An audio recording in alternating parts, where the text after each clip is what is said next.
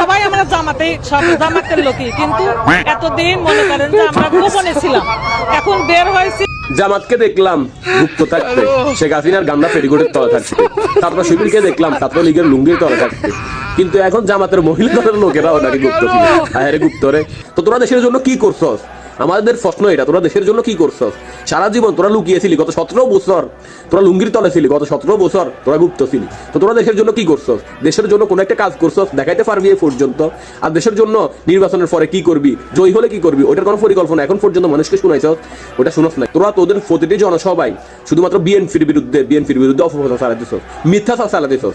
তোদের দলের নেতা আমির সাহেব, আমাদের সুমু শফিক, এখন নাকি সে কফি শফিক হয়ে গেছে, সে প্রতিনিয়তই কফি করতেছে, আর প্রত্যেকটা জনসভায় সে বিএনপিকে নিয়ে, তারেক রহমানকে নিয়ে কুরুচিপূর্ণ বক্তব্য দিতেছে, মিথ্যাচার ছড়াতেছে দলের মধ্যে। তারা নাকি দেশের মধ্যে ইসলাম কায়েম করবে, শরিয়া আইন চালু করবে। একবার বলে শরিয়া আইন চালু করবে, আরেকবার বলে শরিয়া আইন চালু করবে না। তো ভাই বলে কি এসব বাটফারির কোনো মানে আছে? এসব বাটফারি বন্ধ করেন। দেশের জনগণ এখন এগুলা খায় না, দেশের জনগণ এখন সজাগ হয়ে গেছে, কুক্কুরুত করে দিবে, কুক্কুরুত।